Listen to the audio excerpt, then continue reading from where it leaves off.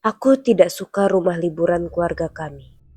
Kedengarannya aneh, aku tahu, tapi itulah kenyataannya. Setiap tahun, kami selalu menginap di sana setidaknya selama seminggu. Bahkan kadang menghabiskan waktu liburan di sana. Pernah suatu tahun, kami merayakan Natal di kabin itu, dan itu adalah masa yang benar-benar tidak aku suka. Kabin itu, rumah musim panas milik keluargaku.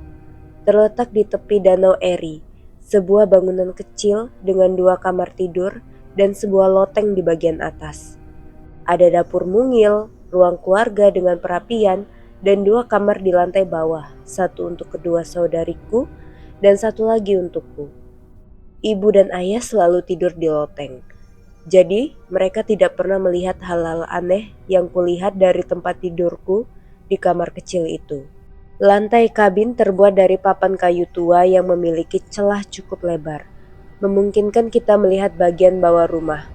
Ayah selalu berjanji akan mengganti lantainya suatu hari nanti, tapi janji itu tak pernah ditepati. Lantainya memang terbuat dari kayu tua yang halus dan tidak mudah melukai kaki. Jadi ayah mungkin berpikir masih layak digunakan, meski kadang serangga kecil atau laba-laba bisa naik dari bawah. Tapi buatku, serangga bukanlah hal yang paling mengganggu. Awalnya aku tidak sadar.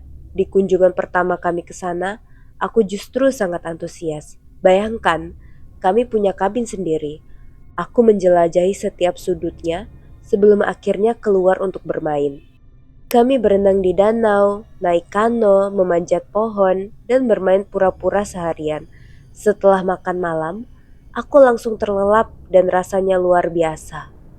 Namun, seiring berjalannya waktu, aku mulai menyadari suara-suara aneh yang berasal dari bawah lantai. Ada suara seperti sesuatu yang menggesek-gesek, seperti hewan kecil yang sedang merayap. Kadang aku bisa melihat pergerakan bayangan melalui celah lantai, tapi terlalu cepat untuk benar-benar terlihat. Ayah bilang mungkin itu tikus, hal biasa di rumah tua seperti ini. Dia pun meletakkan perangkap tikus di dapur, tapi tak satu pun berhasil menangkap apapun. Ayah hanya mengangkat bahu dan berkata, "Yah, mereka tidak terlalu mengganggu." Tapi nyatanya, mereka hanya tidak mengganggu pada orang lain, bukan padaku. Aku tidak pernah bisa tidur senyenyak malam pertama itu lagi. Setiap malam, suara gesekan dari bawah lantai selalu terdengar.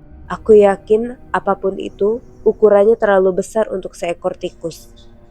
Kalau itu tikus, berarti ukurannya luar biasa besar. Aku mulai khawatir mereka akan mencoba menembus lantai. Saat aku berusia 10 tahun, badai besar menyebabkan pemadaman listrik di daerah rumah kami. Karena listrik mati cukup lama, orang tuaku memutuskan untuk tinggal di kabin selama 2 minggu.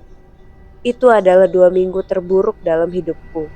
Setiap malam, aku mendengar suara dari bawah dan tidak peduli seberapa lelahnya aku mencoba segala cara untuk tidur lebih cepat, menumpuk bantal di kepala, berenang seharian, berlari sampai capek, tapi tetap saja gagal.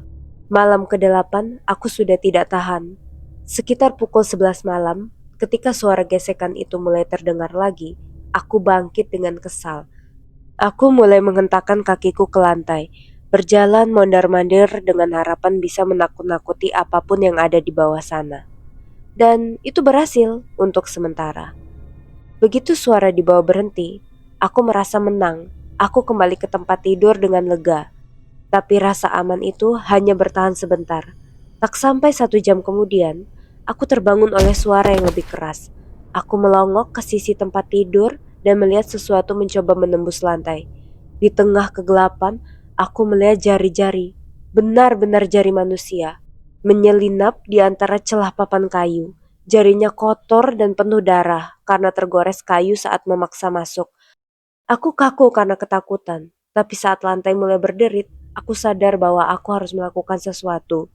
Dengan tangan gemetar, aku meraih tongkat baseball yang biasa kupakai latihan. Aku mengayunkannya sekuat tenaga ke arah jari-jari itu.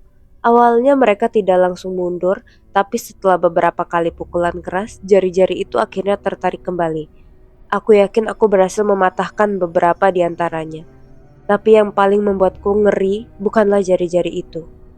Seketika kemudian, Sebuah mata, satu mata yang besar, merah dan menyeramkan, muncul di antara celah lantai, menatap langsung ke arahku. Aku menarik selimut dan mulai menjerit. Orang tuaku segera datang. Aku berusaha menjelaskan apa yang kulihat, tapi mereka hanya mengira aku mengalami mimpi buruk. Akhirnya, mereka mengizinkanku tidur bersama mereka di loteng sampai liburan selesai. Aku tidak pernah sendirian di kamar itu lagi, dan aku tidak pernah diganggu lagi, setidaknya untuk saat itu. Tapi itu bukan terakhir kalinya aku melihat mata itu. Bukan terakhir kalinya aku mendengar suara jari-jari mencakar dari bawah lantai. Kami tidak ke sana tahun berikutnya karena ayah tidak dapat cuti.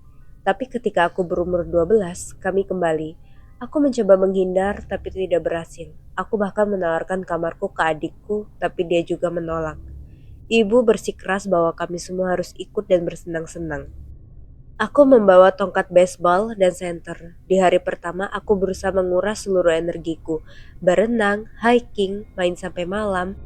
Aku ingin tidur sebelum suara-suara itu mulai. Tapi suara itu tetap datang lebih keras dari sebelumnya. Aku melihat jari-jari kembali menyelinap melalui lantai. Beberapa terlihat bengkok seolah pernah patah dan sembuh dalam posisi yang aneh. Aku mengayunkan tongkatku lagi, memukul mereka sampai mundur. Mata itu muncul kembali menatapku dalam diam sebelum akhirnya menghilang. Malam berikutnya lebih buruk, suaranya seperti 1000 jari yang mencakar-cakar lantai kayu. Papan-papan mulai terangkat, aku mencoba memukul semua jarinya, tapi jumlahnya terlalu banyak. Saat aku menjerit, papan-papan terangkat dan aku melihat manusia. Banyak sekali. Mereka telanjang, kurus kering, seperti halnya mayat hidup. Awalnya kupikir 5, lalu 6, dan terus bertambah. Seperti koloni semut yang merangkak keluar dari sarangnya. Aku nyaris pingsan kalau bukan karena ayah yang datang. Dia membuka pintu, melihat apa yang terjadi dan langsung menarikku keluar.